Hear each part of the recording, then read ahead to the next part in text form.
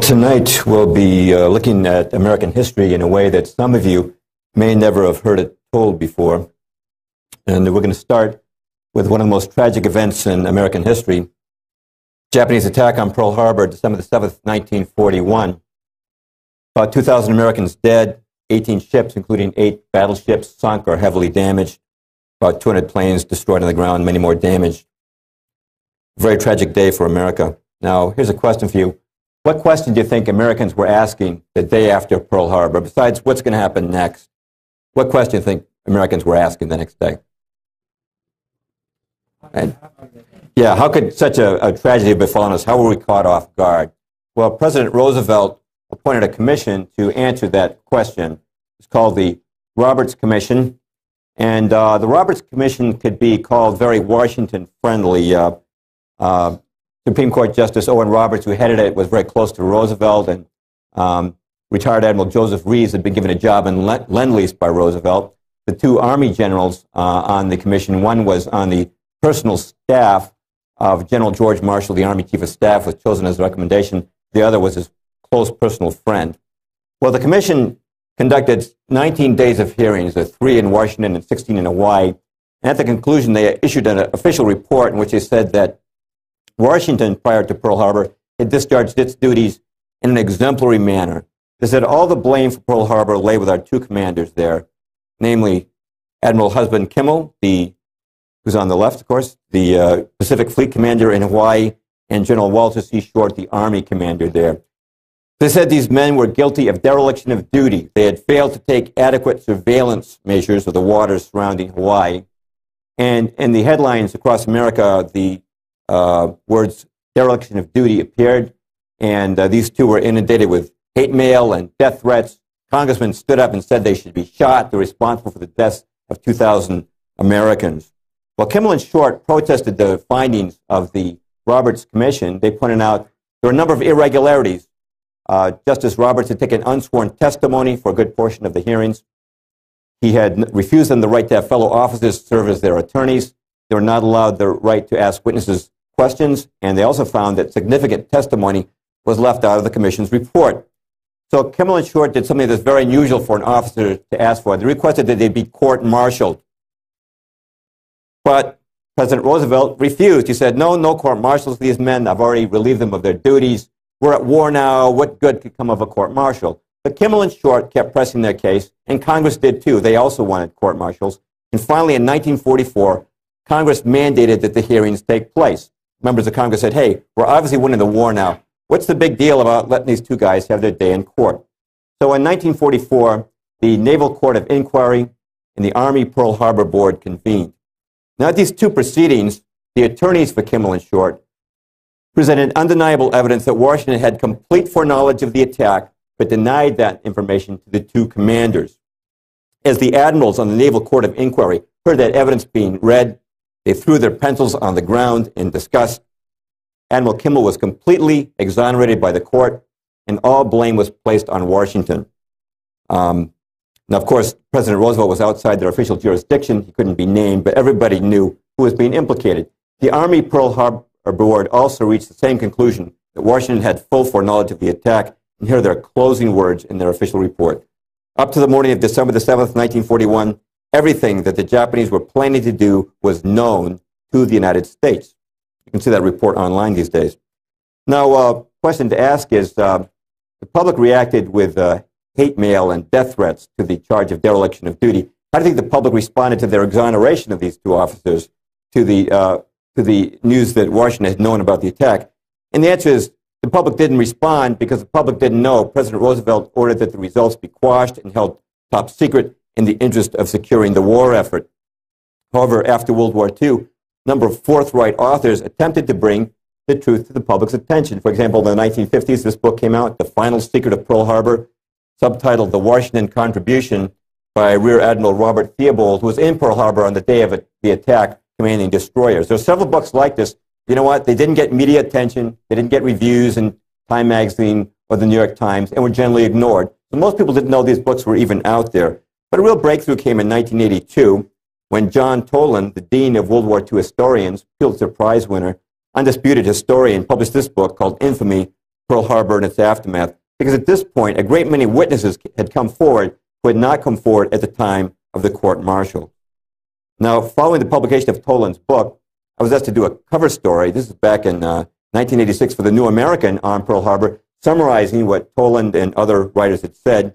And then in 1989, the BBC produced this documentary, Sacrifice at Pearl Harbor, which you can buy online. And the BBC's documentary repeated everything we'd said in the New American, and that's now been aired on the History Channel. Now, at this point, you might be wondering, wait a minute, Mr. Perloff, you're saying that Washington knew about the attack. Now, isn't that just sensationalism? What is the evidence for that? Well, Washington knew about the attack from several sources. One was the Purple Code, which is the name given to the code that Japan used to communicate with its embassies and major consulates around the world. It's a very complicated code, so complicated it had to be enciphered and deciphered by machine. The Japanese were convinced no one could break it. But in 1940, a talented group of American crypto analysts did break that code. So in 1941, when our relations with Japan were tense, we were reading Japan's messages on a same-day basis. Every message was translated within 24 hours, and every day those messages went to President Roosevelt, the Secretary of State, Cordell Hull, the Secretary of War, Henry Stimson, the Army Chief of Staff, George Marshall, and Harold Stark, of the U.S. Navy, the Chief of Naval Operations. Now, what did these messages reveal? They revealed that the Japanese had ordered their spies in Hawaii to start sending Tokyo the exact locations of our ships in dock in Pearl Harbor. Now, there's nothing unusual about spies watching ship movements, but when they want to know the exact locations of your ships in dock, the only implication is that your ships have been targeted. As Pearl Harbor Day approached, Tokyo requested that the frequency of these reports be stepped up. The Purple Code transcripts also revealed that the Japanese in Germany had told the Germans that war with the United States is about to break out. They revealed that the Japanese had told their consulates and their embassy here in the United States to start burning all of their secret documents and their code books. Why? As soon as the war started, the Japanese knew they were going to lose their diplomatic immunity. Now, I don't know if any of you saw a movie called Tora, Tora, Tora. In that movie, they showed the American Secretary of State, Cordell Hull, and that's the real Cordell Hull there. In the movie, the Japanese ambassador is given a declaration of war following the attack, and he reacts with utter shock and surprise. But in real life, Cordell Hull had already read the Japanese declaration of war the day before in his own office. He read his transcript of it that had been given to him by the crypto analysts, 13 parts of that 14-part message, as had President Roosevelt. Now, Washington also knew from a number of other sources. Joseph Grew, our ambassador to Japan, had told Roosevelt, based on information received from the Peruvian embassy in Tokyo, that if relations got worse with the U.S., Japan planned to attack Pearl Harbor with all its strength and with all its might. J. Edgar Hoover, according to eyewitness testimony, also informed the president, based on information received from a Yugoslavian double agent named Dusko Popov, who you can see interviewed on the BBC documentary I mentioned before. Popov was working for both us and the Germans, but his true loyalty was to us. It seems the Japanese had gone to the Germans to ask their advice on how to approach the attack on Pearl Harbor. Popov got that information to Hoover, who gave it to FDR, the president. Brigadier General Elliot Thorpe was a U.S. military observer in Java, which was at that time under the control of the Dutch. Now, the Dutch had also broken Japan's diplomatic codes, had learned of the Pearl Harbor attack, and warned General Thorpe. General Thorpe thought this was so serious, he sent a total of 4 warnings to Washington until finally General Marshall's office told him, send no further warnings concerning Pearl Harbor. And you can see General Thorpe interviewed on the BBC documentary, Sacrifice at Pearl Harbor. Colonel F.G.L. Weigerman was the Dutch military attaché in Washington. He has testified that he personally warned General Marshall of the attack. And Senator Guy Gillette and Congressman Martin Dies both independently received warnings of the attack. Both men later stated they had told President Roosevelt about the warnings they'd received. And in both cases, he told them to just leave the information in his hands, the president's hands, and not to share it with anyone else. Now, in 2001, Disney released this movie, Pearl Harbor, starring Ben Affleck. It's a very standard rendering of the attack. FDR portrayed as a great hero. He's totally surprised. And the producer of that movie, Jerry Bruckheimer, used very impolite language to describe anyone who would suggest otherwise. So in response to that, the New American magazine asked me to do a new cover story on Pearl Harbor because at this point we had more information in particular from this book, Day of Deceit, The Truth About FDR and Pearl Harbor by Robert Stinnett. Stinnett really broke new ground in the investigation of Pearl Harbor. Through the Freedom of Information Act, he was able to prove we'd not only broken the diplomatic code, we had also broken Japan's naval codes before Pearl Harbor. This is something no one had known before outside of official circles.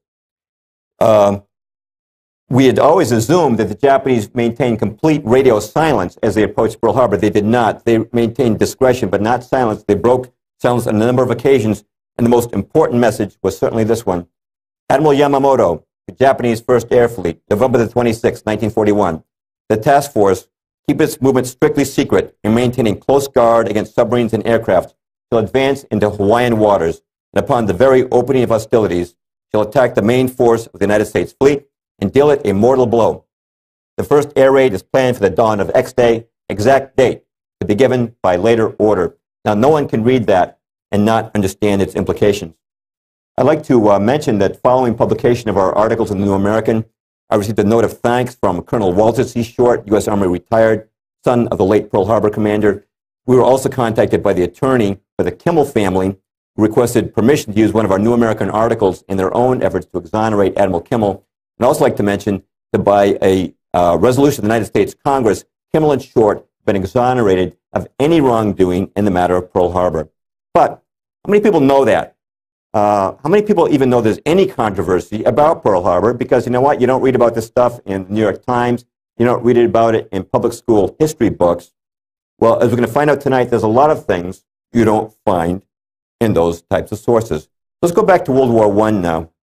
Now, what got us into World War I? If you asked an historian, they'd give a number of different provocations, the Zimmerman note, but probably the incident that was most inflammatory to the public was the sinking of the Lusitania.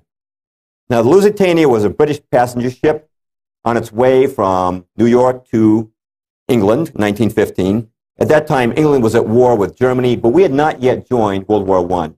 Well, the ship went down, and the Americans were told that the Germans simply sank this ship to be ruthless. They saw an innocent passenger ship, wanted to kill a lot of women and children, and so down it went.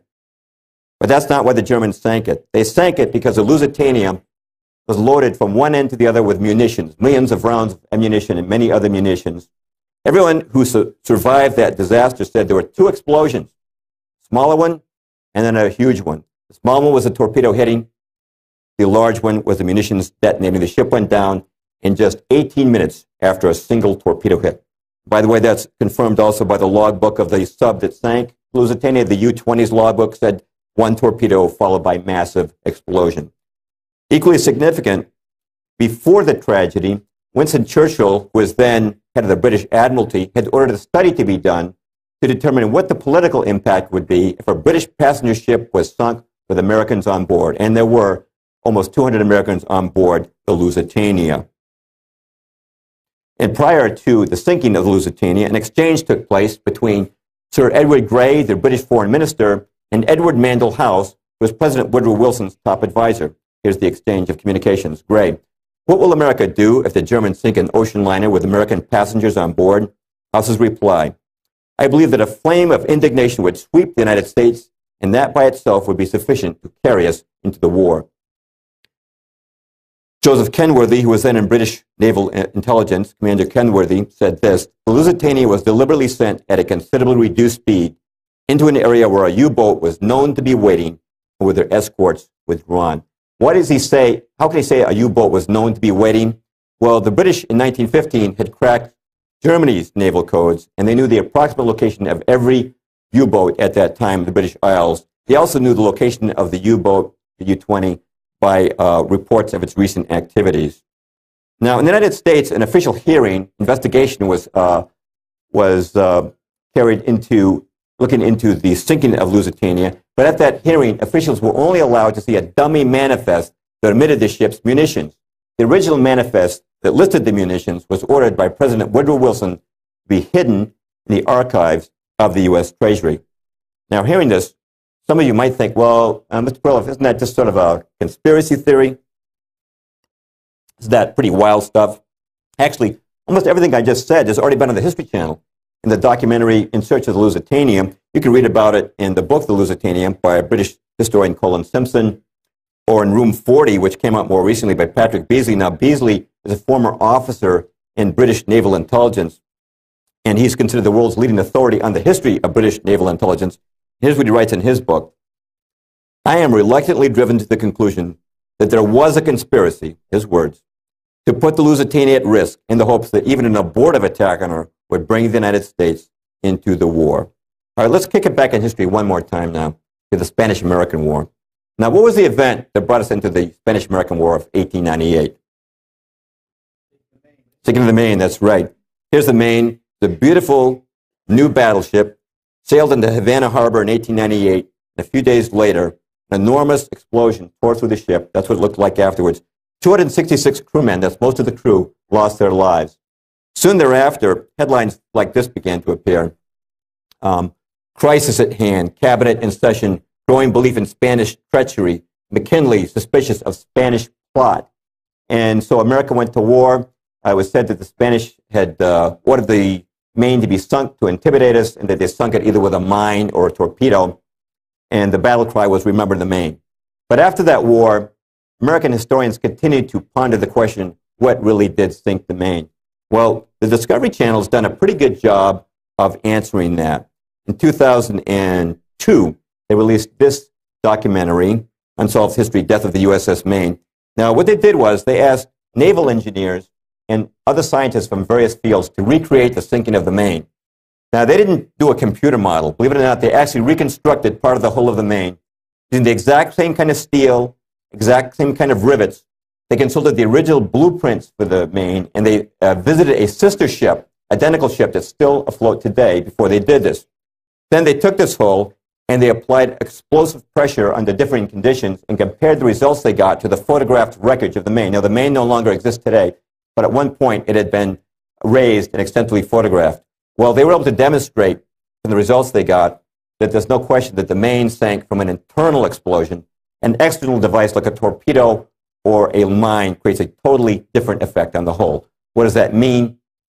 If correct, it means that in 1898, the United States went to war on a wrong pretext. Now, we started with Pearl Harbor in 1941. Let's start moving towards present time. Let's stop at the Korean War, 1950. Korean War began in June of 1950 when Kim Il-sung, the dictator of North Korea, ordered his troops to invade South Korea. But here's a question I know very few people can answer this. How did Kim Il-sung and the communists come to power in North Korea? Very few people have an answer to that. Some people think, well, did Mao Zedong put him there? No, Mao Zedong came to power in 49 in China. This guy was already in power in 45. The answer is that we pretty much put him there in a roundabout way. And here's how it happened. During World War II, Joseph Stalin was our ally against the Germans. Now, he's a bad guy to have for an ally. You might remember, when the Germans invaded Poland in 1939, so did he.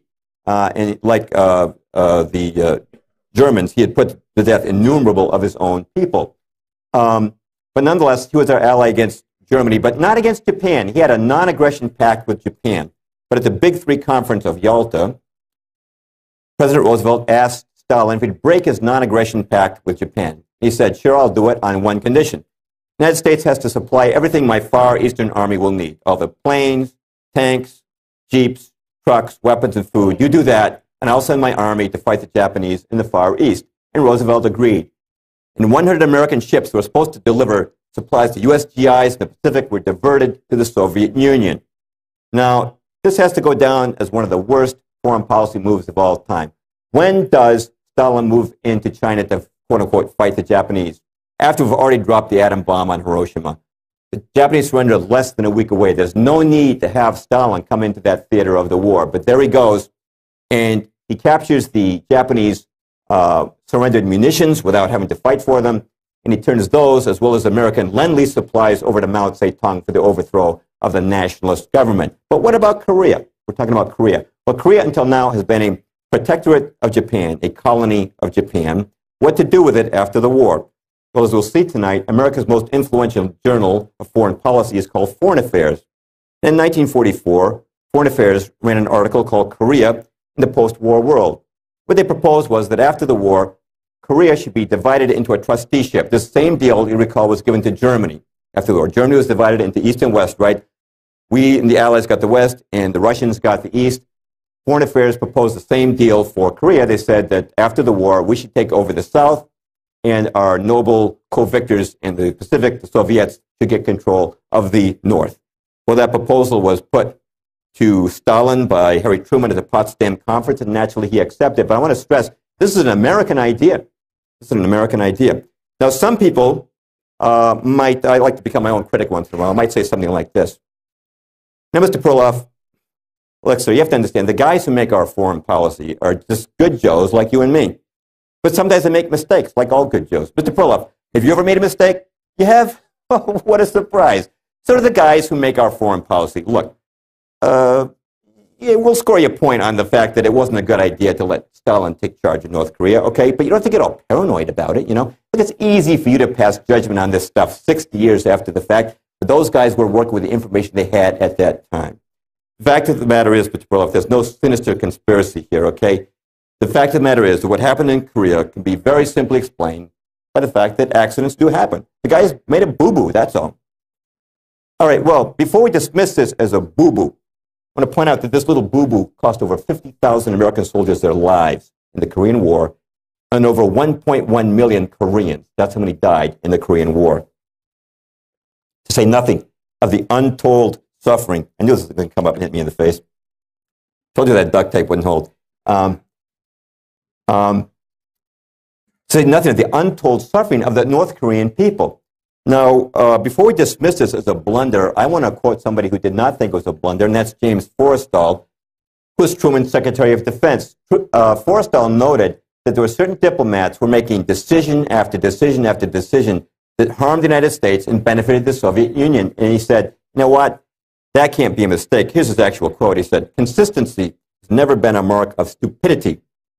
If the diplomats who have mishandled our relations with Russia were merely stupid, they would occasionally make a mistake in our favor."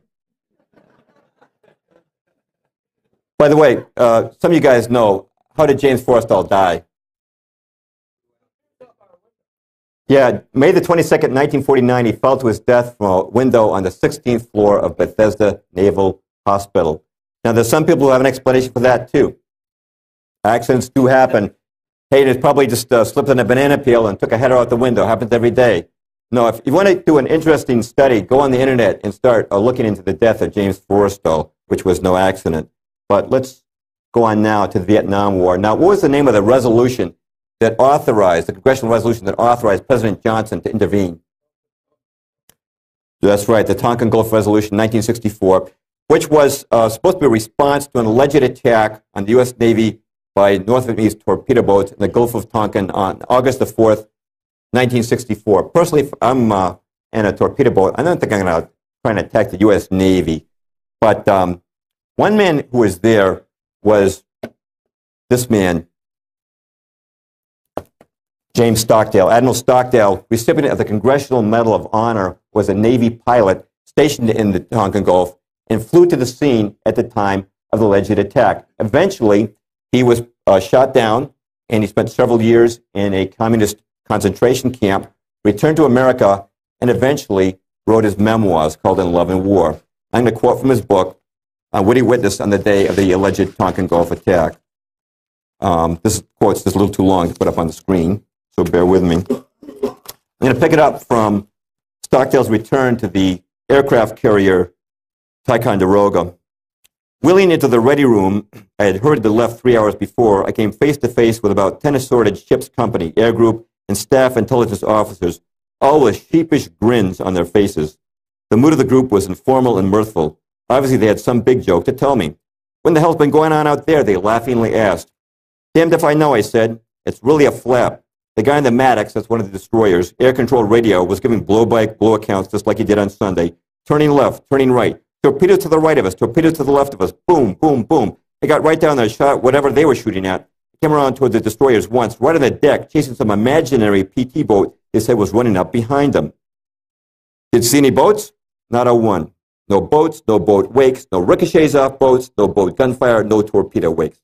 Nothing but Black Sea and American firepower. For goodness sakes, I must be going crazy. How could all that commotion be built up out there without something being behind it?" Now, the next morning, Stockdale was woken by a young officer. Who are you, I asked. I'm the junior officer of the deck, sir. The captain sent me down to wake you. We got a message from Washington telling us to prepare to launch strikes against the beach, sir. What's the idea of the strikes, I asked. Reprisal, sir. Reprisal for what? For last night's attack on the destroyers, sir. I flipped on my bed lamp, and the young officer left. I felt like I'd been doused with ice water. How do I get in touch with the president? He's going off half-cocked. The fact that a war was being conceived out here in the humid muck of the Tonkin Gulf didn't bother me so much. But for the long pole, it seemed to me important that the grounds for entering war be legitimate.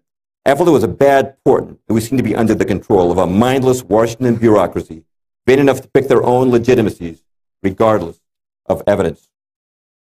Now, let's bring it up to, one more thing I want to mention about Tonkin Gulf. As some of you may know, the Tonkin Gulf Resolution was written before the Tonkin Gulf incident took place.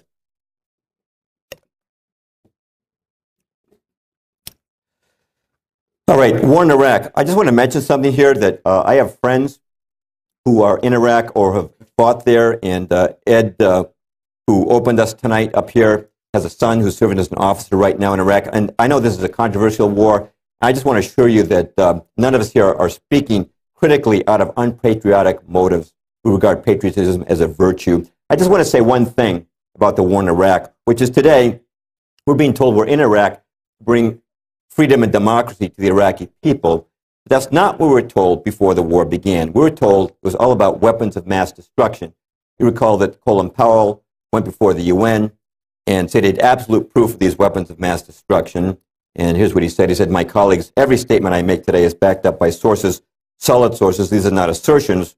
We are giving you our facts and conclusions based on solid intelligence. And President Bush told the American people, Saddam Hussein and his weapons are a direct threat to this people, to this country, to our people, and to all free people. I will not leave the American people at the mercy of the Iraqi dictator and his weapons. And Tony Blair in Britain conjured up a picture for the English people of a mushroom-shaped cloud going up over London. He said this could happen on 45 minutes' notice. But as many of you know, David Kay, the chief U.S. weapons inspector, publicly stated that after long searching, no weapons of mass destruction could be found, and that it was his opinion that these weapons had not existed since the first Gulf War of '91. And Colin Powell has acknowledged the statements he made before the UN were based upon faulty intelligence. Now, there are people who say that those weapons must have been moved to Iran, and perhaps we should have a war and try to find them there. But here's what I want to point out. If you take a look at these 6 wars now, the Spanish-American, World War I, World War II, Korea, Vietnam, and Iraq, a pretty good case could be made. Their involvement in each one of these wars was based on some act of deception or some kind of false pretext, or to put it most charitably, a mistaken pretext. Now, I'm going to suggest there's another common denominator to these 6 wars, which is the same group of men were behind all 6. Now, if I was a critic, I was hearing this for the first time, I would say, newsflash for you, Mr. Perloff, the guys behind the Spanish-American War will be kind of dead now, don't you think? So how could they be behind the war in Iraq? Well, the organization I'm talking about is an organization that lasts the generations. There's many like that, right? For example, Marx and Engels funded the Communist Party in 1848, yet more than 100 years later, long after Marx and Engels were dead, Mao Zedong took power with the communists in China. There's millions of Republicans in America today, but the founders who go back to the days of Lincoln are all dead. The Christian church goes back to millennia. The mafia, they say, goes back for centuries. I'm talking about an organization like that. As older members are dying off, younger ones are coming in. Well, what organization am I talking about? Well, back in 1970 when I was a hippie, and this is not me, but I used to hang out with guys just like that. It was very common back then to hear other hippies smoking a marijuana cigarette, and they'd say, hey man, you know, it's really the establishment that's running this country. They used to talk about the establishment, and hippies like to call themselves anti-establishment. And what did they mean by that? Well, what they meant was that there's a wealthy elite in this country that really calls the shots. You know what? I do agree with that, but I disagree with the hippies on their characterization of the establishment. They thought the establishment was conservative, anti-communist, patriotic, and mostly Christian. In other words, it's basically like the John Birch Society, only a lot richer. Now, I think a pretty good definition of the establishment was written by Edith Kermit Roosevelt. She was the granddaughter of Teddy Roosevelt and a syndicated columnist. Now, I think this description is kind of restrained, but it is a pretty good one coming from this source. She said, the word establishment is a general term for the power elite in international finance, business, and government, who wield most of the power regardless of who's in the White House. Most people are unaware of the existence of this legitimate mafia, yet the power of the establishment makes itself felt from the professor who seeks a foundation grant to the candidate for a cabinet post or a State Department job. It affects the nation's policies in almost every area. I want to underscore two things that Roosevelt said. One is international finance. As we'll see today, the establishment is linked to Wall Street and the banking community, and also regardless of who's in the White House. In other words, to these guys, it doesn't matter whether a Democrat or Republican sitting there, they still have the power. Now, some people might say this, Mr. Perloff, you obviously don't know anything about American government. Because if you did, you know we have government of the people, by the people, and for the people. You know what, Mr. Perloff? We, the voters, we've got all the power. Look, we're the ones who put these guys in office, right? So we get the government that we deserve. And obviously, any policy our government undertakes must be mandated by us because we are the ones who elect these leaders. And you know what, Mr. Perloff? If we don't like the job that our leaders are doing, all we've got to do is vote the rascals out at the next election. So see, Mr. Perloff, there's no sinister power behind the throne, okay? We, the people, the sovereign voters of America, we are the power behind the throne. You know, I agree that in principle, the people are supposed to have the power in this country, but I disagree that we're holding that power in fact. Now, the establishment knows we've got an electoral system, and they've figured ways around it. For one thing, they figured that through their influence within the major mass media and the two major parties, they can pretty much predetermine who will get nominated for president. Now, elections are not my focus tonight, but I just want to take one example of that just to back it up a little bit. 1976, Jimmy Carter was elected president. Here's a trivia question for you. 7 months before the Democratic National Convention, what percentage of registered Democrats favored Jimmy Carter for president? Anyone want to guess? Yeah, you're all very close. Yeah, it was less than 4%. Most people didn't even know who Jimmy Carter was. So what happened? Well, Carter was invited to the Tarrytown, New York estate of David Rockefeller, who many consider the kingmaker of the American establishment. Also there was the big new Brzezinski, who Carter later made his national security advisor. And Barry Goldwater, many of you know, former Republican presidential candidate, former senator from Arizona, wrote about this meeting between Carter and these two men. And here's what he said. David Rockefeller and Zbigniew Brzezinski found Jimmy Carter to be their ideal candidate. They helped him win the nomination and the presidency. To accomplish his purpose, they mobilized the power of the Wall Street bankers and the media controllers. Let me flesh that in a little bit. Media controllers. By the time the nomination convention rolled around that summer, Carter's picture appeared on the cover of Time magazine 3 times, and Time's cover artists were told to make him look as much like John F. Kennedy as possible. His picture appeared on Newsweek's cover twice by the time of the convention.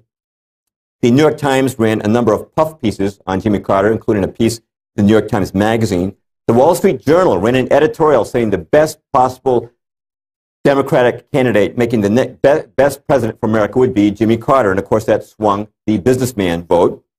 And every night, the 3 networks at that time, NBC, ABC, and CBS, inundated people with pictures of Jimmy Carter. And guess what? When the convention came around, Jimmy Carter got the nomination.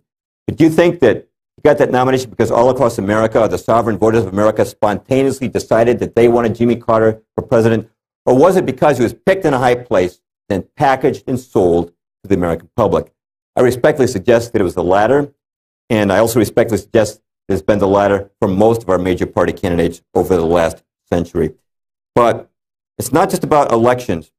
The establishment has established bridges of influence to the sitting president, the most important of which is the Council on Foreign Relations, CFR for short, headquartered in New York City with a branch in Washington. And of course, it's the subject of my book, The Shadows of Power, subtitled The Council on Foreign Relations in the American Decline. Now, how does the council influence the president? We're going to talk about that. But first, I'd like to establish this. What is the goal of the Council on Foreign Relations? The goal is world government. And I'm just going to quote Admiral Chester Ward. He was former judge advocate of the U.S. Navy. He was invited into membership in the Council on Foreign Relations. He spent 16 years there, was shocked by what he found. Here's what he wrote. He said, the main purpose of the Council on Foreign Relations is promoting the disarmament of U.S. sovereignty and national independence and submergence into an all-powerful one world government.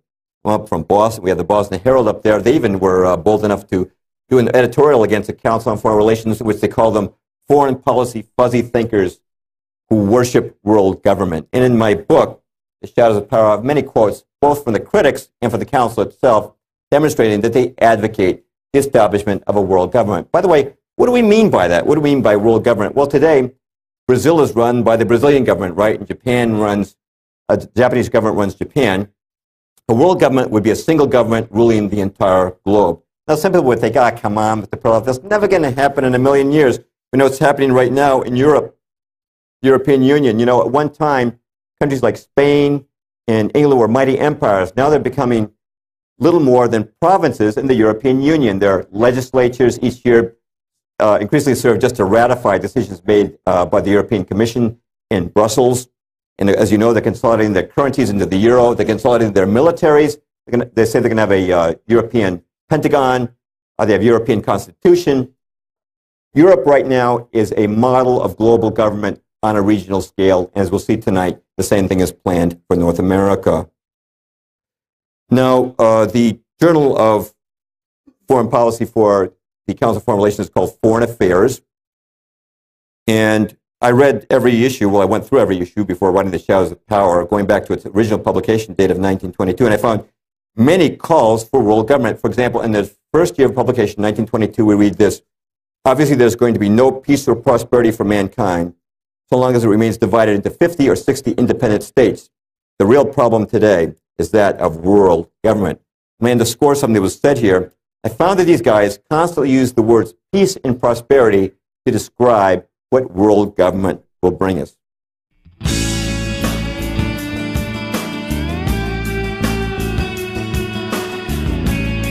What they say is, there's nothing worse than war, right?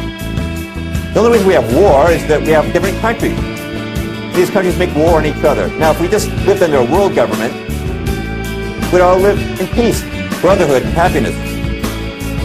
Well, contradicting that is this man, Professor Rudolf Rummel, Professor Emeritus of Political Science at the University of Hawaii, did an interesting study on death in the 20th century. And what he found that in that century, 4 times more people died at the hands of their own government than died in war.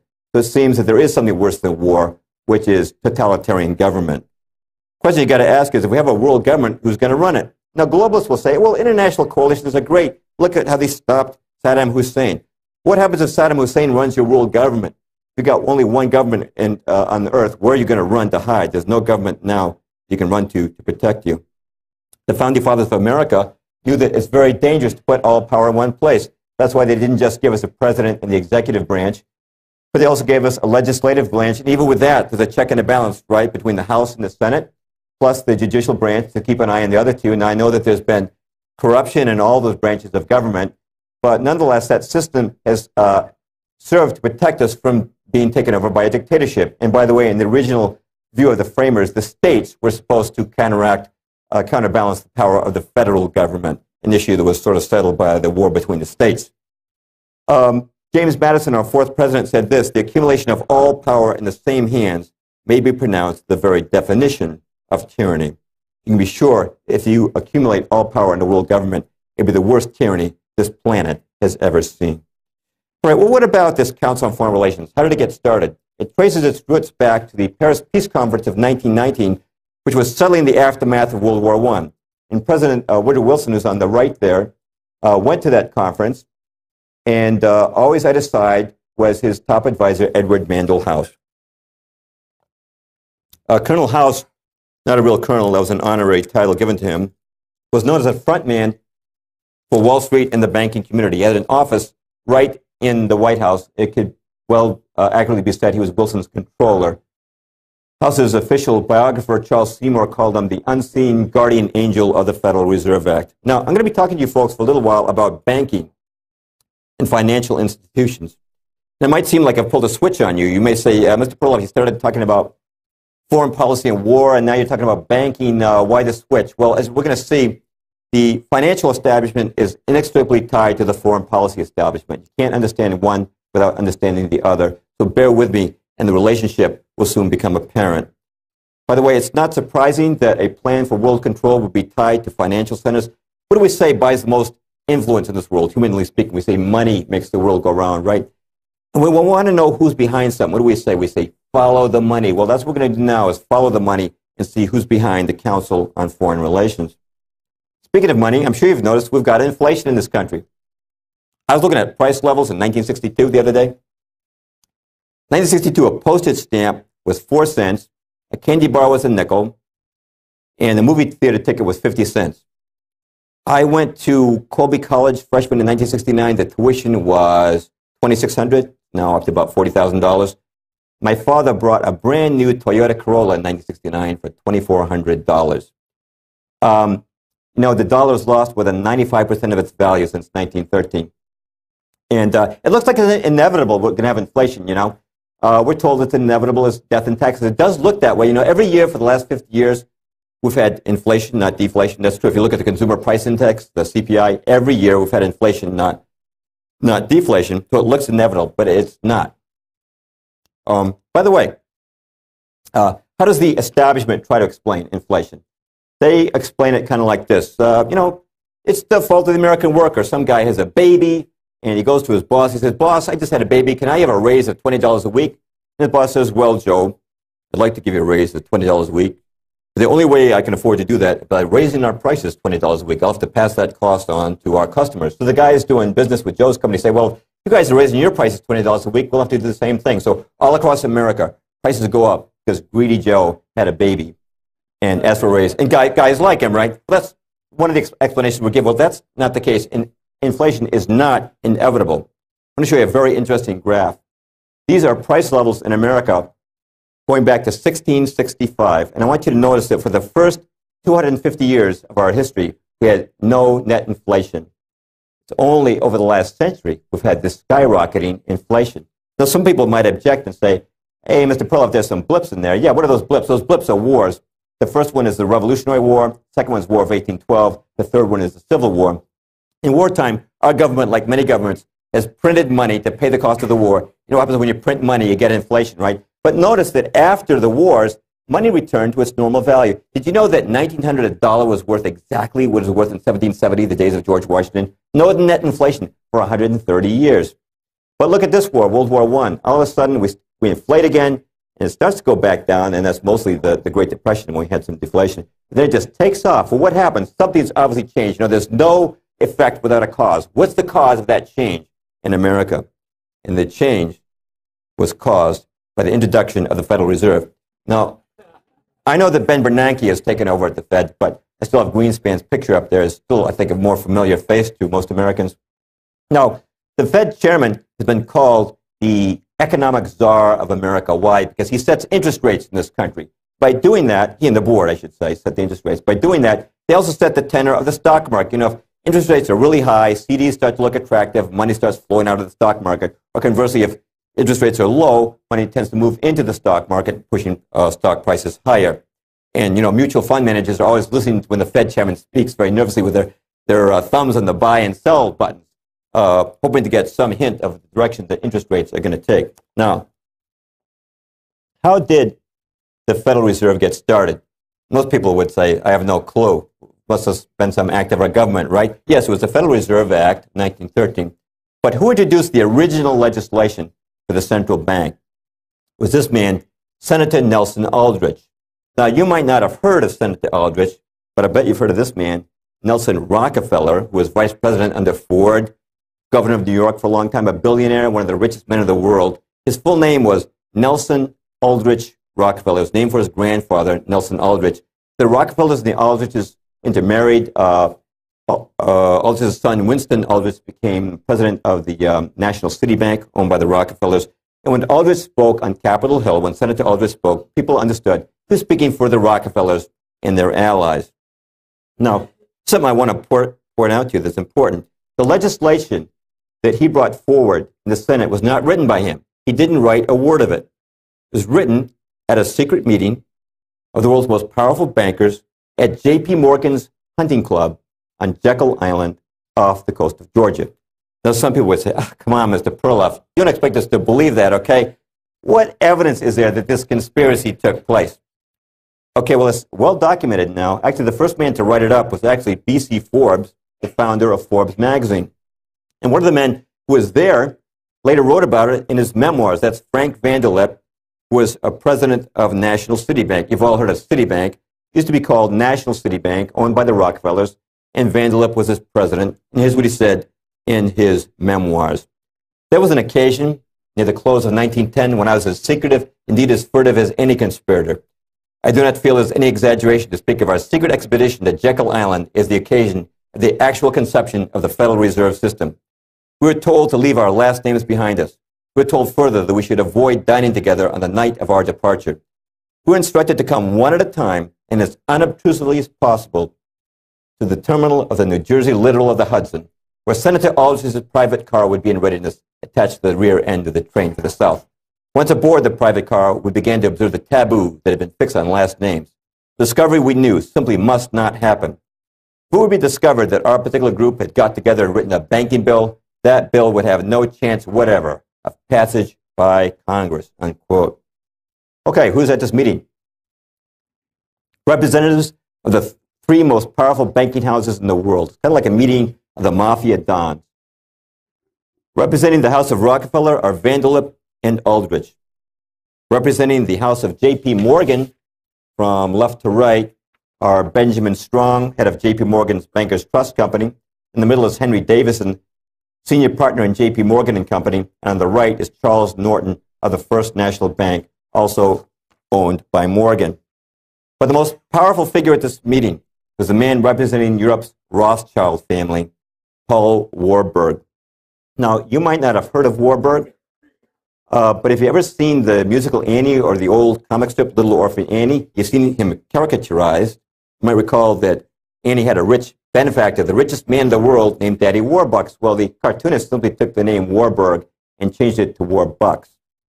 Actually, myself, I think that this fictional banker is a better representation of Warburg.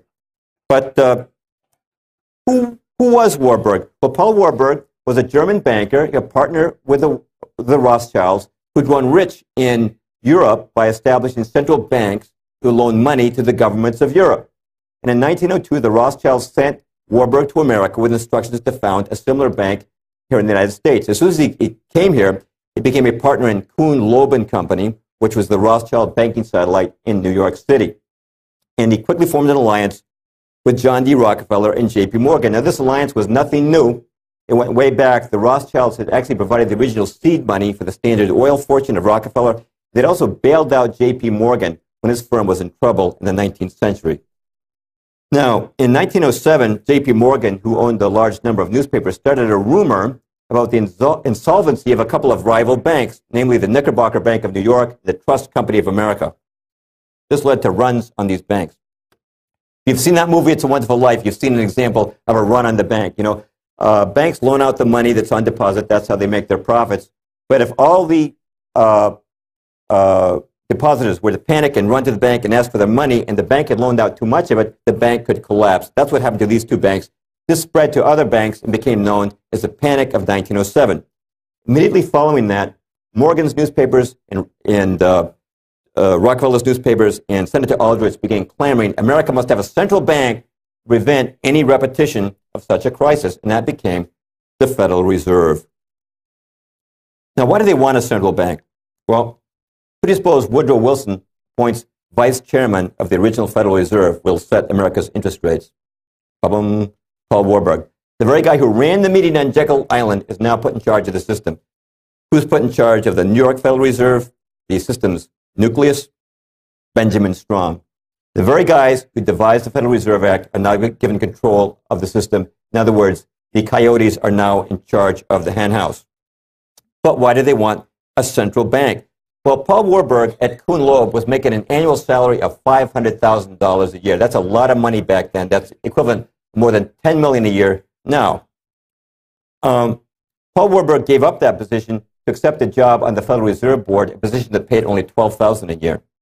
Now, why did he do that? Some people might say, well, Jim, I'm sure that when Warburg came to this country, he must have gotten caught up in a frenzy of patriotism.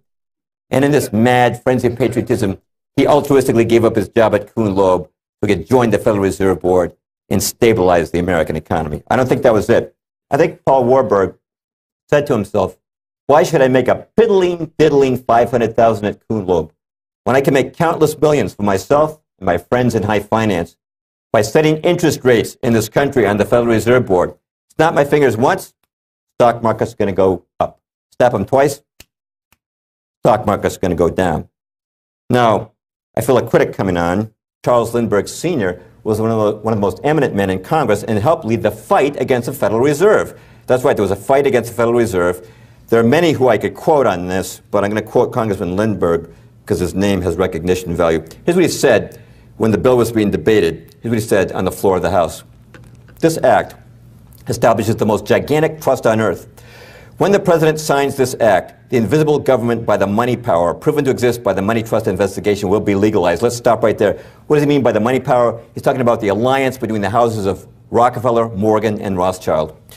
The money power overawes the legislative and executive forces of the nation. I have seen these forces exerted during the different stages of this bill. From now on, depressions will be scientifically created. The new law will create inflation whenever the trust wants inflation. If the trust can get a period of inflation, they figure they can unload stocks on the people at high prices during the excitement, then bring on a panic and buy them back at low prices. The people may not know it immediately, but the day of reckoning is only a few years removed. Now, these words by Lindbergh were pure political prophecy. Was there inflation, like he said? Yeah, take a look. As soon as you get the Federal Reserve, that's when your inflation starts occurring. Was there a stock market excitement, like he said, with the people entering into a panic stage where the rich could buy them back at low prices? Yes, that was the stock market crash of 1929. Now, see these guys here? We have Warburg, John D. Rockefeller. The younger J.P. Morgan has now taken over for his father. Bernard Baruch, another banker who operated within this cartel. Joseph P. Kennedy sort of operated at the fringes of the establishment. These guys were all out of the stock market in 1929. Now, if you consult their biographies, it says that it was because of their wisdom, their financial wisdom. They weren't foolish like the millions of small investors who were wiped out in 1929. But I suggest there's another reason, which is control. If you knew in 1929 that the Federal Reserve was about to jack up interest rates, you could be out of the market. Louis McFadden, Congressman McFadden, was head of the chairman of the House Banking Committee. He said this of the stock market crash of 1929. It was not accidental. It was a carefully contrived occurrence. The international bankers sought to bring about a condition of despair here so they might emerge as rulers of us all. When the Federal Reserve Act was passed, the people of these United States did not perceive that a world banking system was being set up here, a superstate controlled by international bankers acting together for their own pleasure. A quote you didn't find in the New York Times. Curtis Dahl was Franklin D. Roosevelt's son-in-law. He was a broker for Lehman Brothers. He was on the floor of the New York Stock Exchange on Black Friday in 1929. He said this of the crash. It was the calculated shearing of the public by the world money powers. But the Fed was not just about controlling the stock market. Motive number two was creation of money from nothing. Now, there's a book that really details this well. I recommend it to you very strongly. It's called The Creature from Jekyll Island by G. Edward Griffin. Best book that's out there on the Fed. It's about sold out now, right, Ed? We do have, I think, one copy back there for sale. We'll be taking orders for more. This is a fabulous book. I consider it one of the 10 most important political books that you can read. Now, we have a very expensive government, as you know. In fact, over the last 5 years, the average federal deficit has been over $300 billion a year, which means that on a given day, our government spends about $1 billion more than it takes in. Now, how does our government take in money? Through taxes, right, collecting taxes, and also through sale of bonds. Actually, bonds are kind of a lousy way to fund the government because it's just money that the government borrows and has to repay later, plus interest. Nonetheless, if you take all the money from taxes and bonds, it still isn't enough to meet the federal budget. So how does the government get away with that? I mean, how can they keep paying defense contractors and Medicare recipients and welfare recipients when they're not taking in the money? Where do they get the money from? They get it from the Fed. I'm going to loosely borrow an illustration given by Mr. Griffin in his book. Let's say that the federal government is short $1 billion it needs to pay the salaries of the employees of the federal government. Here's what they do. Congress sends a representative of the Treasury over to the Fed building, which is on the right. And at the Fed, an officer literally writes out a check for $1 billion to the U.S. Treasury. Now, we want to point out here is this is not based on any assets that the Fed holds. No assets are being withdrawn from the Fed. It's fiat money. It's money created from nothing. Now, if you or I did that, we wrote a check with nothing to back it up, we'd go to jail. But the Fed can do it. It's legal. They call it monetizing the debt. Now, some people would say, well, Mr. Perloff, that helps our government meet its obligations. How did that ever help the bankers? Well, for one thing, by creating money from nothing, they gave the U.S. government a license to spend money on wars and other policies that the establishment wanted them to undertake without limit. And of course, corporations like your modern Bechtel and Halliburton could now become the recipients of great government largesse when the government could create money from nothing. But it also benefited the bankers directly. These guys who sat at Jekyll Island were no stooges. They understood what they were doing. They knew this. What are the employees of the federal government going to do with that $1 billion in salary that's just been created from nothing? They're going to go deposit it in their banks. You've just created $1 billion in bank deposits for nothing. How does a banker make his money? By loaning out the money on deposit. The more that's on deposit, the more he can loan out and the richer he can get. By the way, that $1 billion actually becomes $10 billion because under the Federal Reserve's rules, a bank needs to have only $1 on deposit for every 10 that it loans out. What did that mean for the bankers? It meant big-time profits. What did it mean for us? It meant inflation. No inflation prior to the Fed. Now, this is a woman in Germany in the 1920s. She's using money in her stove as fuel. You probably heard the great German inflation of the 1920s. To pay off their war debt, the Germans printed massive amounts of money. It was so bad, the inflation, that it took 200 million marks just to buy a loaf of bread. And people used to walk down the street with their money in a wheelbarrow. Well, when the Fed creates money from nothing, it's doing the same thing. Now, that's not as bad as in Germany in the 1920s, but they're doing the same thing. And they don't even have to print the money nowadays. They just create it electronically. How can you fight a war in Iraq and not raise taxes? You inflate the currency. Now, I should mention that politicians love this system. You know why? They know if you raise taxes, that's a kiss of death at election time. But if you fund the government by simply creating more money, who do we blame? Do we blame the government or the Fed? No, we blame the grocery store. Why are you raising prices again? We blame the, college tuition is going up. We blame the college. We never look at the actual source, which is the government. But the bankers had a problem. Okay, we're creating billions of dollars from nothing, but to be profitable, those deposits have to be loaned to somebody. Now, who do you suppose they wanted to loan that money to? They're creating from nothing. Think they wanted to loan it to a guy like me? No. For one thing, I don't borrow that much. Also, my business might go belly up. They wanted to loan it to one particular individual. You know who it was? This man right here. That's right. They wanted to take the money they created from nothing by the Fed and loan it right back to Uncle Sam, which brings us to reason number 3 for the Fed. Interest on loans to the American government. The Fed was empowered to buy and sell bonds for the federal government and to have a voice in setting the rates on those bonds. And who was going to buy up those bonds? Naturally, they would. Of course, you and I can buy a bond too, but the bankers knew very well that they were going to buy most of them. But they still had a problem. How's the American government going to pay back all the interest on all this debt? Because in 1913, the American government had very few sources of revenue. Its biggest source of revenue at that time was tariffs. You know what they came up with? They came up with the income tax. Some people don't know there was no income tax in this country before 1913. In fact, in 1895, the Supreme Court ruled that an income tax was unconstitutional. The only way to get an income tax enacted was to pass an amendment, or try to pass an amendment, to the Constitution. Now, who introduced the income tax amendment? You only get one guess on this. What legislator? Nelson Aldrich, the same man, introduced the original legislation for our central bank. Now, why did the American people accept the income tax?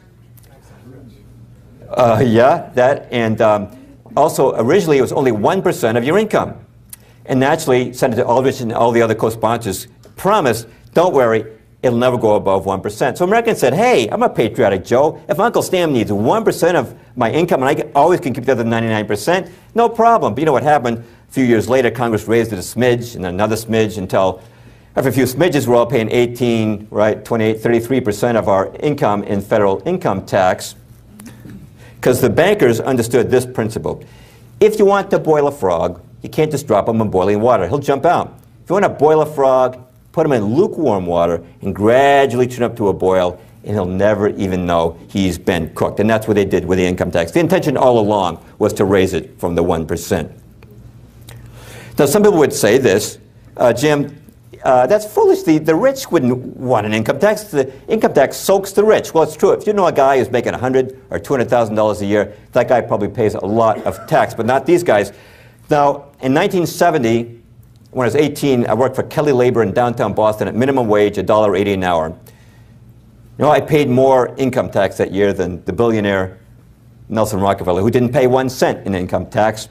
How do we know that? Because when he became vice president under Ford, he had to reveal his income tax returns. Back in the 1930s, the Bacora hearings revealed that J.P. Morgan had not paid any income tax at all in 1931 and 1932. How do these guys get away with it? Well, the main way is they put their assets into tax-free foundations, which is a whole other subject we're not going into tonight. But those foundations serve to further the power and influence of the establishment, for example, by providing funds for colleges to force them to teach a certain agenda to their students. Now, look at these dates with me, 1914. Now, in 1913, the bankers have established the Federal Reserve, which enables them to make billions of dollars out of nothing, which they can loan to the federal government at interest rates they themselves will set. Also in 1913, they've established the income tax, by which they can extract repayment from the American people. Only one thing is missing. America needs a reason to borrow. Now, if only something would happen that would cause the American people to borrow money, if only something would happen to cause a lot of borrowing. What happened in 1914? 6 months after the Federal Reserve Act was passed, Archduke Ferdinand is assassinated. America later goes to war. And the result of that, our federal deficit, which was $1 billion, pretty manageable sum, $1 billion before the war, became $25 billion by the end of the war, and we've never looked back on debt since. Now, some people have another explanation for these dates, which is, hey, stuff happens. You know, it's all a coincidence.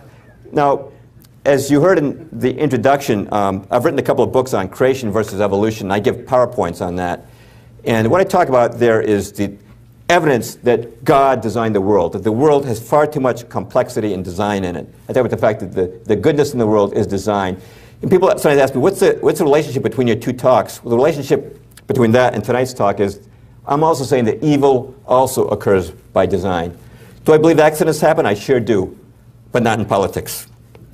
Now, some people might say this, Mr. Perloff, you know, the Federal Reserve and income tax, right, those are underpinnings of our free enterprise system here. There is Americanism, mom, apple pie, baseball, and the American flag. Mr. Perloff, to criticize these things, you sound like a darn communist. Well, if you think that, you need to read the Communist Manifesto, because in that book, Karl Marx laid out 10 steps necessary to create a communist totalitarian state. Step 2 was a heavy progressive or graduated income tax, and step 5 was centralization of credit in the hands of the state by means of a national bank with state capital and an exclusive monopoly. So in 1913, we actually enacted 2 of Marx's precepts for the establishment of a communist state. This is not part of free enterprise. The Founding Fathers never intended for you to have an income tax. It was not in the Constitution. As far as the creation of money goes, the Constitution says Congress, or elected representatives, shall have the power to coin money and regulate the value thereof, not private bankers. Now, young people today are really struggling, you know, money troubles, fights over money. And, you know, a young man today will say sometimes, well, you know, my great-grandfather came to this country in 1900. He had 10 kids, his own house, his wife never worked a job. How did he do it? You know, me and Mindy, we got 1 kid, 2 jobs, we can barely make the rent. Well, when great-grandpa came here, there was no income tax. Now, people today are spending about half their income, workers that is, on tax. It's true when you take your income tax, federal income tax, state income tax, Social Security tax, real estate tax, sales tax, excise tax, all the other taxes, you're spending about half your earnings on taxes. Now, does it make sense that if you lose half your money to taxes, you'll need 2 jobs now to make up the difference? Plus, when great-grandpa came here in 1900, he had a stable dollar. It was worth the same next year as last year. So, we have a problem on our hands, but the bankers, I want you to know, they're really sorry about all this trouble they've caused, and they've come up with a solution. Say, we're really sorry about all this inflation and tax. We know you can't make ends meet, so that's why we send you 3 credit card offers in the mail every day. We feel really bad course, who will have to charge you 12% interest on that? You know how that works, though? They create the situation where we don't have enough money, and then what do? We have to go right back to them to get the money.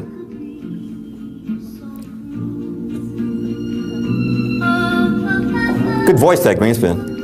Well, when the Federal Reserve was being planned on Jekyll Island in 1910, the president at that time was William Howard Taft. And Taft was opposed to the Aldrich plan for a central bank. For that reason, the bankers decided to get rid of him. And the man they chose to replace him was Woodrow Wilson. Now, Wilson, prior to running, met with Bernard Baruch, who was part of the cartel, and he promised Baruch he would do 4 things if he was made president. He would lend an ear to advice on who should occupy his cabinet. He would support a central bank. He would support an income tax. And lend an ear to advice if a war broke out in Europe.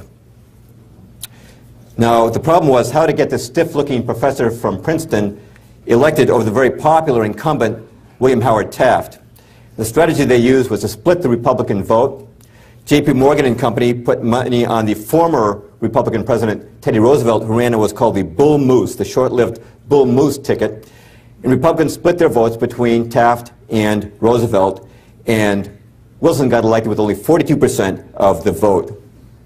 Watch the career of Woodrow Wilson take off after the establishment gets behind him. In 1910, he's a political unknown, president of Princeton, no political experience. 1911, with the establishment behind him, he's elected governor of New Jersey. You have to give this guy a little political experience before we can run him for president. 1912, with the full power of the media, which in those days meant newspapers behind him, Wilson's elected president. In 1913, the Federal Reserve and income tax become reality, his first year in office. 1914, World War I begins. 1915, the Lusitania goes down. Wilson hides the manifest, if you remember that. 1916, Wilson is reelected on the campaign slogan, "He kept us out of war." But as soon as he's reelected, he moves to get a congressional declaration of war, which he achieves in 1917. In 1918, the Germans surrender, America's entry into the war having turned the balance of power against them. And in 1919, the Paris Peace Conference convenes to settle the aftermath of the war. Who does Wilson appoint to head the U.S. delegation to the Paris Peace Conference? Paul Warburg. According to Wilson, only Warburg is qualified to run the Fed or to represent America at the Paris Peace Conference. Who does Wilson appoint to be his economic advisor at the conference? Bernard Baruch, the same man he made those pledges to before running. And always at his side, Edward Mandell House, the banker's front man. Now, Wilson's chief proposal, of course, at the Paris Peace Conference, the one he's most famous for, was the League of Nations. Many people think he originated that concept. He did not. It originated with House, who we see here at the Paris Peace Conference, and the bankers. Ray Stannard Banker was Woodrow Wilson's official biographer. He said this: practically nothing, not a single idea in the covenant of the League was original with the president. Charles Seymour, who was House's official biographer, said, Wilson approved the House draft almost in its entirety, and his own rewriting of it was practically confined to phraseology. Now, what were the bankers after? They were after a world government. Now, some people might say, Mr. Perloff, you said at the outset these establishment guys wanted an all-powerful world government. I got news for you. The League of Nations was not all-powerful, man. It was very weak. That's right, because the bankers understood a principle. If you want to boil a frog, you got to put him in lukewarm water, and he'll never know he's been boiled. You start with a weak world government, because in 1919, there's no way the sovereign nations of the world would have put up with an all-powerful world government. But how did America react to the Versailles Treaty that created the League of Nations? Well, the Founding Fathers, in their wisdom, had said that no president can make a treaty on his own. It has to be ratified by the Senate. The Senate did not approve of Wilson's idea of the League of Nations, and they refused to ratify the Versailles Treaty, so he didn't enter the League.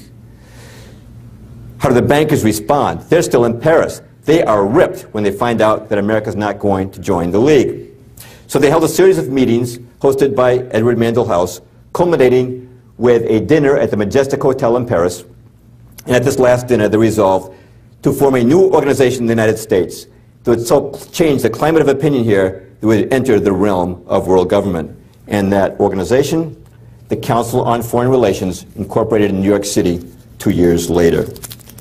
Now then, if you look at the original membership roster of the council, you'll find something interesting. Almost every man on it was either a banker or an attorney for J.P. Morgan and Company. For example, the founding president was John W. Davis, who was Morgan's personal attorney. The founding vice president was Paul Cravath, attorney for J.P. Morgan and Company. The founding chairman was Russell Leffingwell, partner in J.P. Morgan and Company. Now, don't you think it's kind of odd that a foreign policy association should comprise solely bankers and lawyers working for J.P. Morgan? Well, they thought it looked a little funny, too. So they decided to add a few college professors to the ranks. But guess what? The professors all came from universities indebted to J.P. Morgan and Company for large endowments. They're all screened, and they're all men that they knew they could count upon to attend meetings at the council and return to their campuses and tell their students that if America were truly civilized, she would join the League of Nations. Now, eventually, the Rockefellers brought in their people, and David Rockefeller was the chairman for many, many years, is still the honorary chairman of the council. Now, how does the council influence American foreign policy? One way is through its books. It's many books on foreign policy, which are generally, you can count on them getting good reviews in the New York Times book review section. Also through its journal, Foreign Affairs. Now, most people never heard of Foreign Affairs, but you know what? Time magazine calls this the most influential journal in print. It's like the Bible of the State Department. It's said that if you want to know what American foreign policy will be doing tomorrow, just read Foreign Affairs today. But the most important way, I'm sure, that the council influences American foreign policy is by directly supplying cabinet-level personnel for Washington. At the time I wrote The Shadows of Power, but that was 20 years ago, at that time, when Reagan was president, even at that time, 14 secretaries of state, 14 secretaries of the Treasury, and 11 defense secretaries had been recruited from the ranks of the council. You're not talking about a huge organization. In the days of Kennedy, only about 1,000 members. It is up to about 6,000 now. Bill Clinton picked 12 cabinet members from the council. Virtually every CIA director and Fed chairman has come from the council. If you want to know how the current candidates stack up, the Washington Post this year published a list of their top security and foreign policy advisors. For McClain, 18 out of 34 belong to the council. For Obama, 10 out of 23. And for Hillary, 14 out of 21. So if any one of them gets elected, you can expect you're not going to see too much change. Now, what foreign policy programs has the council actually created? I'm going to take 3 examples from right after World War II. What was the successor organization to the League of Nations? The United Nations. Now, what I was told in public school was this. My teacher said, well, boys and girls, here's how the UN got started. After World War II, all the nations of the world were really sick of war. So they decided to get together and form an organization that would stop war. That's not how it happened. It was started with a group called the Informal Agenda Group. It's a group of Council on Foreign Relations members. If that title sounds bland and innocuous, it's designed to be that way because they didn't want any snoopy congressmen prying into what they were doing. But they drew up the original plans for the UN. They called in 3 attorneys, all members of the CFR, who approved of it and said it would be constitutional. Then they had an audience with President Roosevelt, who also approved the plan and announced it to the public the very same day, and then made that the central priority of his post-war planning, establishment of the UN. And when the UN was founded in San Francisco in 1945, 47 of the American delegates were members of the council. It was a CFR show all the way. How about the Marshall Plan, the post-war plan to help Europe? People will say, well, that was thought up by General George Marshall. He announced it at a Harvard commencement speech. That's what it says in your history book, and he did announce it at a commencement speech at Harvard, but it had nothing to do with planning it. Actually, it was all laid out at a study group at the Council on Foreign Relations with David Rockefeller as its secretary. Originally, they were going to call it the Truman Plan and have President Truman announce it. But after some deliberation, they said, you know, if Truman announces it, the Republicans might not go for it. You know, they may call this a New Deal for Europe. So General Marshall was selected because they felt that as a general, he would appear to be a political neutral, and that plan worked. The plan got bipartisan support. Well, what were they trying to do with the Marshall Plan? We were told it was charity for Europe. Well, for one thing, corporations linked to the CFR were given tax dollars to send these goods to Europe. But more significant was this. The man on the left is John J. McCloy of the Council on Foreign Relations. He was in charge of Marshall Plan funds in Europe. And the man on the right is Jean Monnet, the founder of the Common Market. Time magazine called him the father of Europe. In 1947, Monnet sent his people to McCloy and said they needed money to start a European Union movement. McCloy turned over unlimited Marshall Plan funds, what were called counterpart funds, to Monet's people to start the European Union movement. Those funds were used to host the first Council of Europe meeting in 1949, to found universities that would advocate European Union, to found the European Union youth movement, and to fund the political campaigns of politicians who would advocate a European Union. European Union didn't just happen recently, it started back in those days, and Americans never knew their tax dollars were being used for this purpose. By the way, John J. McCloy, a true insider's insider, when he returned to the United States, he became chairman of the Chase Manhattan Bank, chairman of the Council on Foreign Relations. He was also one of the first presidents of the World Bank. Now, you've heard of the World Bank and International Monetary Fund.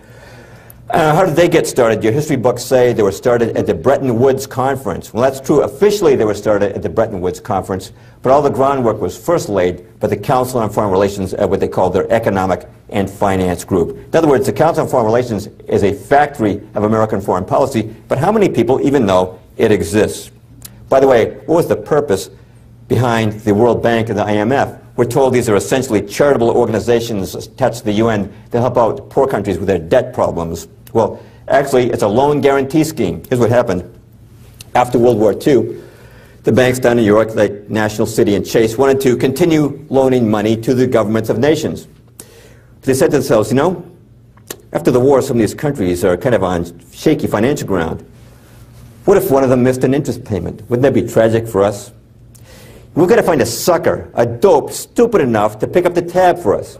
So every time we miss an interest payment, they'll pay it. Well, who is the sucker? It's the American taxpayer, that's right. Here's how it works. Chase would loan money to, say, Poland. Poland's going along making payments, and Poland says, look, we just can't make this month's payment. What happens? World Bank or IMF comes in with our tax dollars, gives it to Poland, Poland gives it to the bankers. Bankers never miss a payment. Now, if you think I'm making this up, I'm going to quote Jesse Helms, Senator Helms, former chairman of the Senate Foreign Relations Committee, said this: the New York banks have found important profit centers, and lending to countries plunged into debt. This has been an essentially riskless game for the banks because the IMF and World Bank have stood ready to bail the banks out with our taxpayers' money.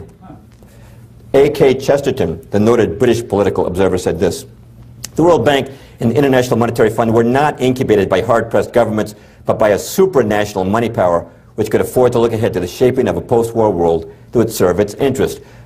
By the way, it's not just about profit. You look at the Marshall Plan and all these other plans and the Fed, it's never just about profit. They're trying to move money into that machine, into that establishment structure. But there's always a political purpose as well.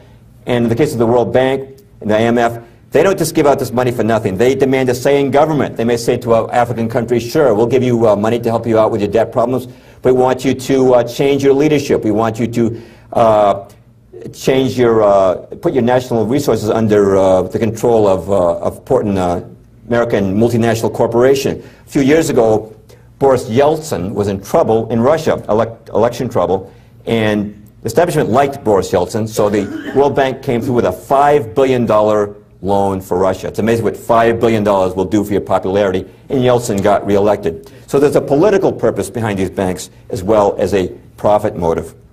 Now, I'm going to bring it up to present time to close us tonight, but before I do, I want to touch on the Vietnam War, because I don't think anything did more to change the cultural landscape of America in the 20th century more than the Vietnam War. Now, if you ask the establishment, you consult their resources, they'll say it was all a quagmire. I did a word search once on Yahoo, and if I used the terms quagmire in Vietnam, I found there were more than 1 million websites that matched those two words. What they say is it's just a quagmire, which means a bog or a swamp. They say, well, it's all the fault of the West Point guys. The military gave our civilian government a lot of bad advice, and they thought it would be a piece of cake to beat the communists in Vietnam, but they underestimated the love of the Vietnamese people for the communist leader Ho Chi Minh. So we sent 100,000 troops, that didn't work. 200,000, 500,000 troops, didn't work.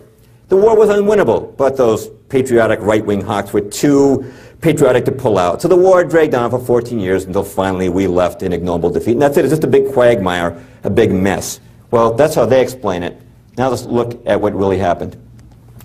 The first key to understanding Vietnam, I think, is to give it some context. Now, in World War II, we fought a two-front war in Europe and Asia. Let's give credit. we're not up against any wimps. The Germans and the Japanese had tough armies, tough air forces, and tough navies, yet we defeated those two empires in 3.5 years with the help of our allies. But in Vietnam, we fought a tiny country for 14 years and couldn't win. Why was that? Well, in 1968, a group of retired military officers published an article in which they pointed out that the Vietnam War could be won in a few months. How to do it? Well, first of all, they pointed out that 90% of North Vietnam's supplies were coming through the port of Haiphong. They said, why aren't we blockading this port if we're serious about winning the war? Now, the supplies were coming down the Ho Chi Minh Trail to the south, and President Johnson was periodically bombing the trail, but the Vietnamese just pulled off the trail and waited until the bombs had been dropped, then went back on. These officers pointed out that the trail needed to be blocked with troops. Furthermore, the American Secretary of Defense, Robert McNamara, a member of the Council on Foreign Relations, was only allowing the Air Force to bomb 6% of the strategic targets it wanted to hit. 94% were denied by him. By the way, when he left the Defense Department, became president of the World Bank. Nice club these guys are in. But the worst thing was probably the rules of engagement, which were not declassified until 1985 when they took up 26 pages of fine print in the Congressional Record. According to the rules of engagement, you could not bomb an enemy fighter plane on the ground. You had to wait until it was up in the air and showing hostile intent. You couldn't shoot at the enemy first. You had to let him shoot at you first. You couldn't bomb a missile-to-air surface launch site. You had to wait until it was fully operational. Now, suppose we'd fought like that in World War II. Let's go back for a moment to the jaunty days of the Royal Air Force. Let's say the RAF is flying over Germany, and one of the pilots says, "A wing commander, there appear to be about 50 Messerschmitt fighters on the airfield below us, sir. Shall we commence a strike, sir?" And the wing commander says, "I know, chaps. Wouldn't be cricket, you know. Got to give those Jerrys a fair warning first. Let them get up in the air first, I say. Let them take the first shot at us, I say. You know, Mr. Churchill's given us the strictest orders. We're to fight this war in a most sporting manner. We're to let these German chaps know they're dealing with real gentlemen from Oxford and Cambridge. Kind of. Did we fight World War II like that? No.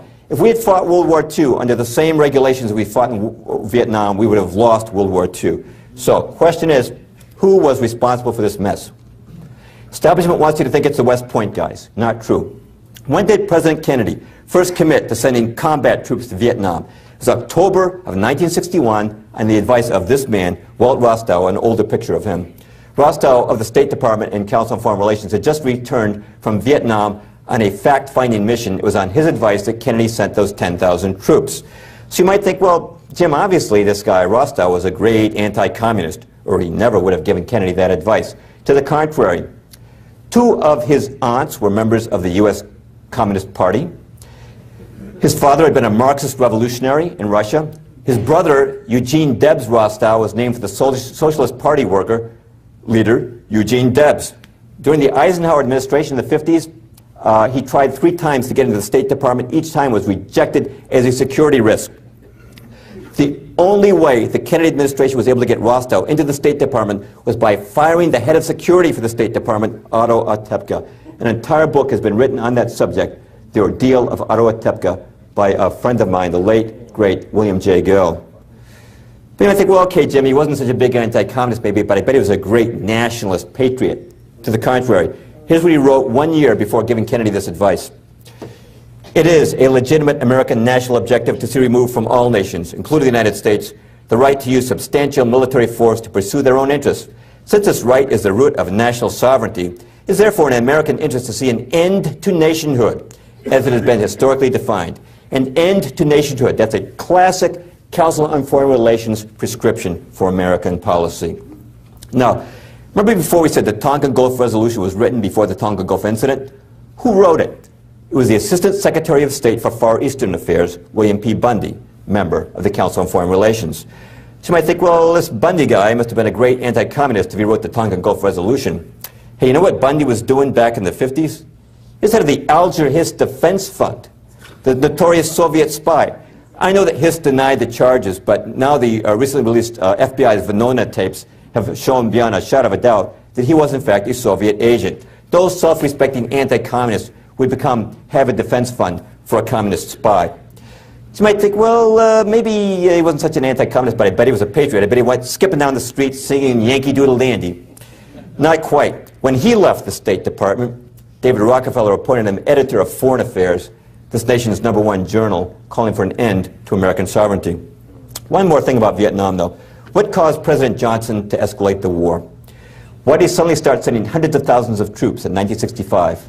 The reason is he had a secret meeting with a secret clique of advisors called the Wise Men, 14 senior policy advisors, 12 of whom were members of the Council on Foreign Relations.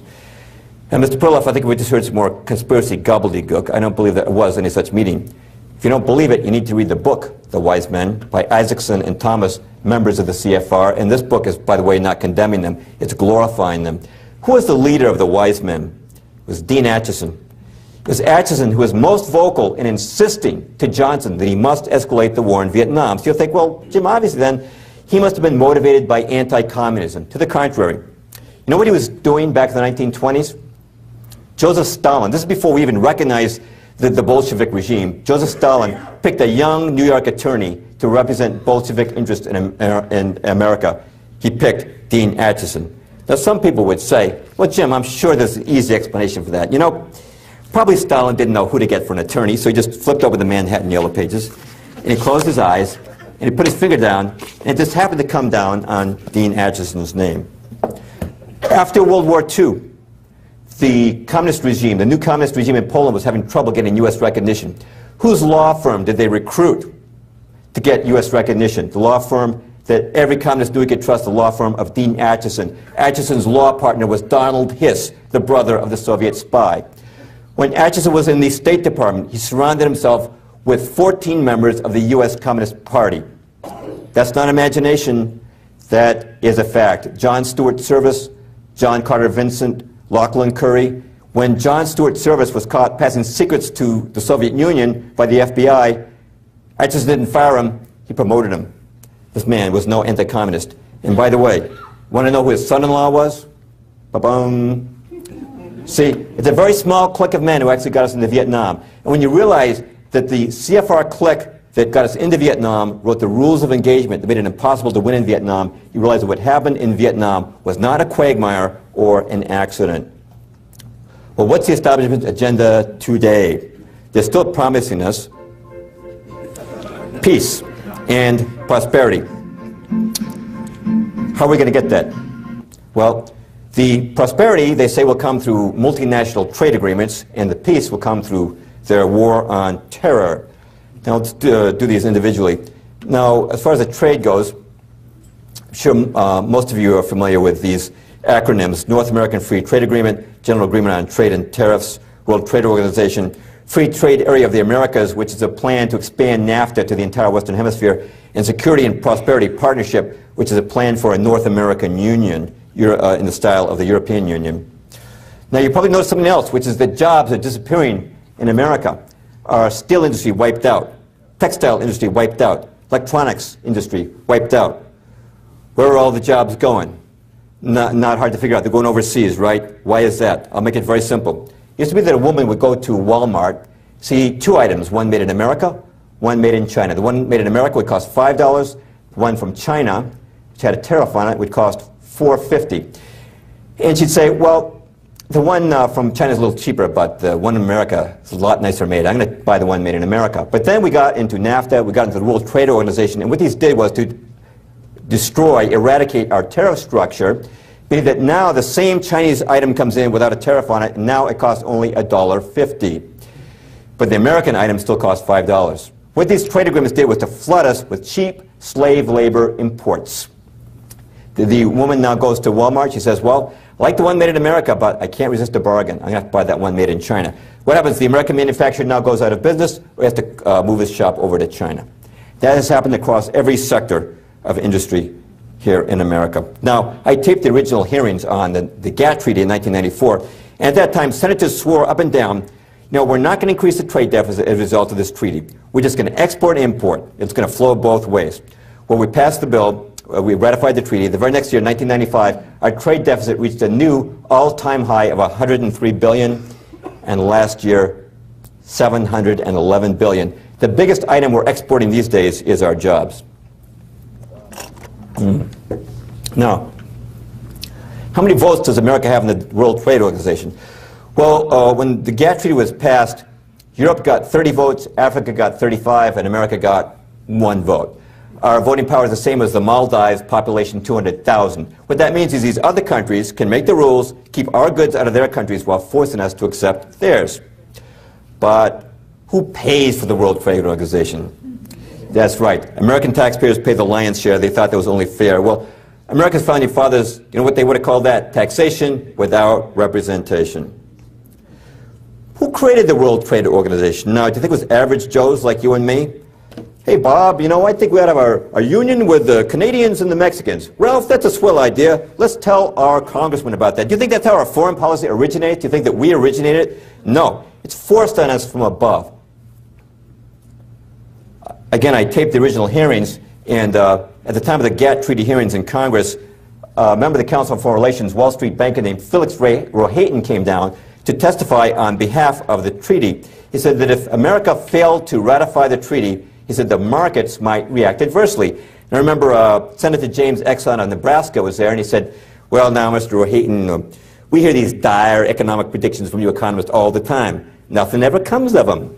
Nothing ever comes of them, huh? That very same day, Alan Greenspan raised short-term interest rates 0.75%, a whopping increase which no one was expecting. As a result, the stock market started to plunge, and it tumbled for 4 straight days until finally, with everybody getting nervous, Bob Dole raced over to the White House, stood shoulder to shoulder with President Clinton, and said that the Congress would provide bipartisan support for the GATT Treaty, and it was passed, and the very next day the stock market went back up. Senator Ernest Hollings, who chaired those hearings on the GATT Treaty, was very outspoken. Here's what he said on the floor of the Senate. They, referring to multinational corporations and banks, have got the Council on Foreign Relations up there in New York. If you ever run for president, they'll invite you. You can get out, you can get their contributions, you can get their support. I've been there, I know what I'm talking about. But that is what our friend David Rockefeller and all that got that steam together. It's not about jobs, it's about money. Well, they're getting rich and we're losing jobs. They're debilitating and destroying us. Well, I would take it even a step further than what Senator Hollings said. It's about more than money. It's about restructuring North America.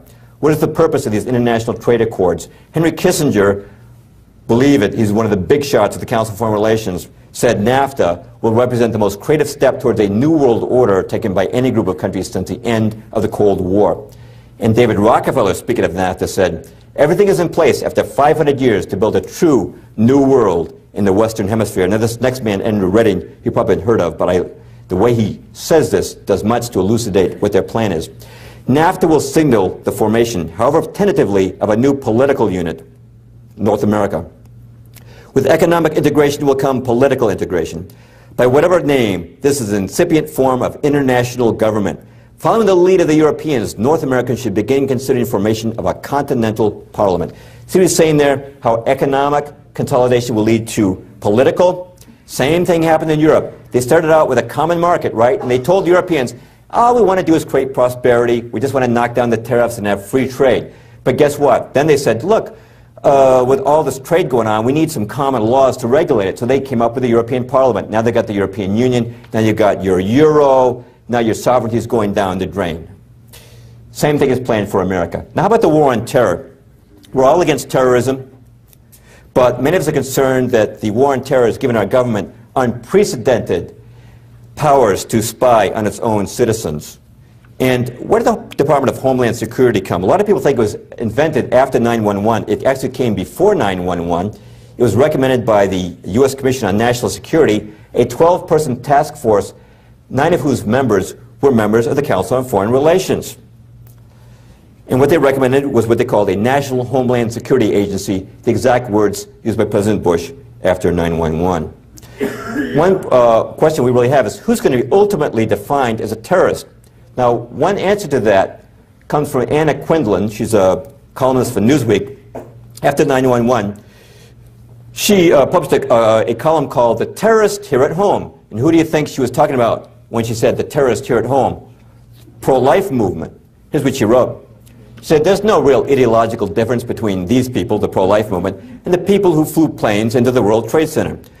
One of the leaders of Operation Rescue once sent his followers a letter that concluded, return to the training so that God may use you. Sound familiar?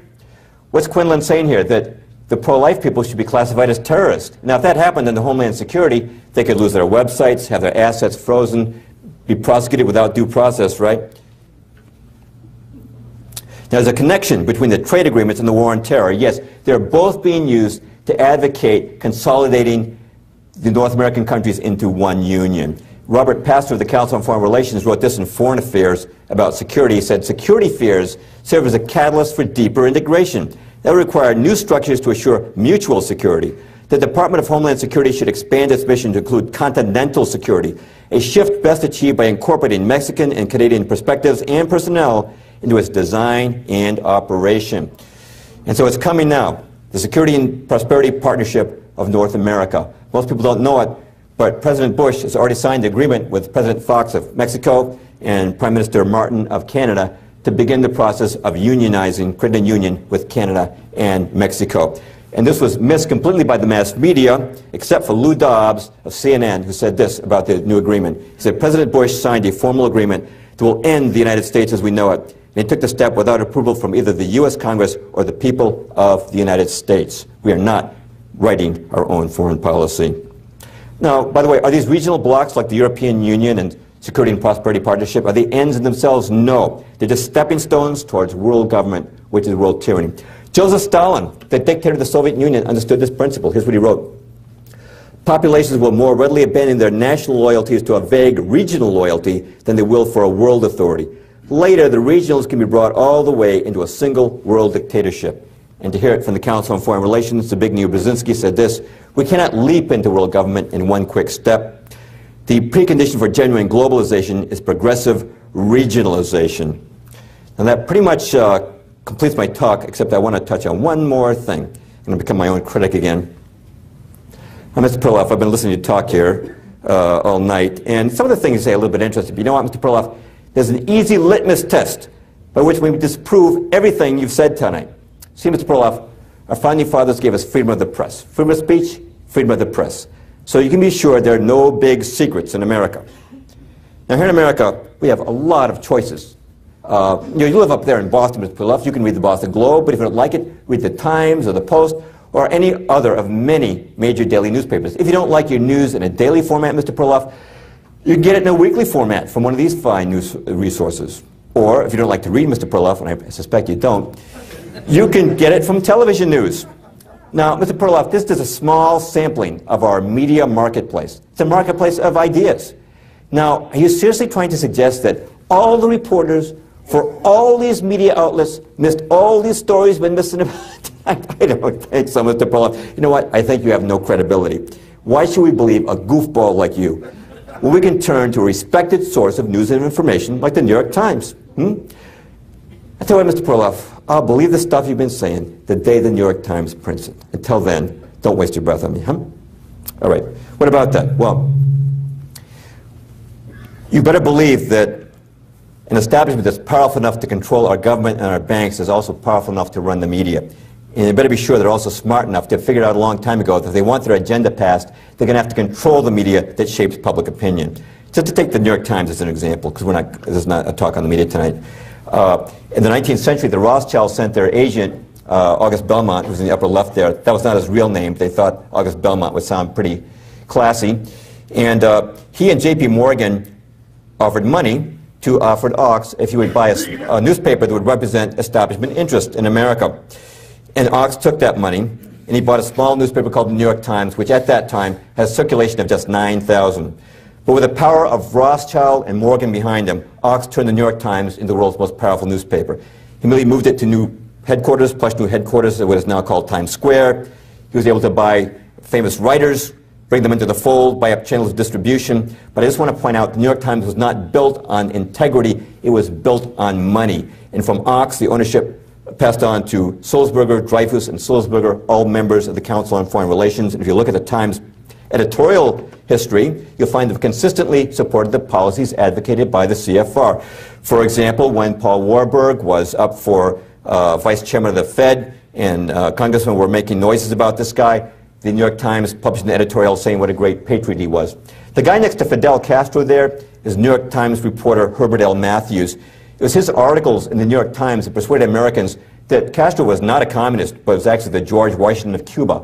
Matthews, member of the Council on Foreign Relations. The man in the lower left, Leslie Gelb, New York Times editor, one of the key figures behind the Pentagon Papers, which demoralized America so much during the Vietnam War. So you might think, well, maybe Gelb will expose the CFR. Not likely. He was its president for 10 years, still its president emeritus. When you talk about the New York Times and the Council on Foreign Relations, you're talking about two faces of the same institution. They are not going to expose each other. What looks at first like great diversity actually is not. Our Boston Globe up in Boston is owned by the New York Times, just as the Washington Post owns, Post Company owns Newsweek, just as Disney owns ABC News, just as CBS owns the big publisher Simon & Schuster. Or take a look at one corporation, AOL Time Warner owns America Online, Time Magazine, Warner Brothers, CNN, Turner Broadcasting, HBO, Sports Illustrated, 130 magazines not even listed here. If you take all the movie chains and major radio networks, TV networks, major magazines, newspapers, and publishing houses, most of them are owned by about a dozen corporate entities which interlock at the top with membership in the Council on Foreign Relations. My final quote confirming this comes from David Rockefeller himself, who said this at a dinner in 1991. "We are grateful to the Washington Post, the New York Times, Time Magazine, and other great publications whose directors have attended our meetings and respected their promises of discretion. For almost 40 years, it would have been impossible for us to develop our plan for the world if we'd been subject to the bright lights of publicity during these years. But the world is now more sophisticated and prepared to march towards a world government. We shall never again know war, but only what?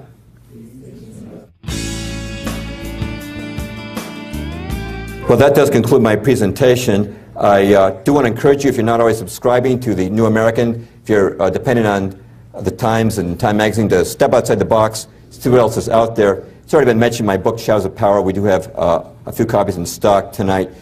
These guys already mentioned very kindly my books, Tornado in a Junkyard and The Case Against Darwin. I do give PowerPoints if any of you are interested ever. Having to speak at your church or organization on that subject, the evidence for the world being designed. We're not here by chance. Thank you.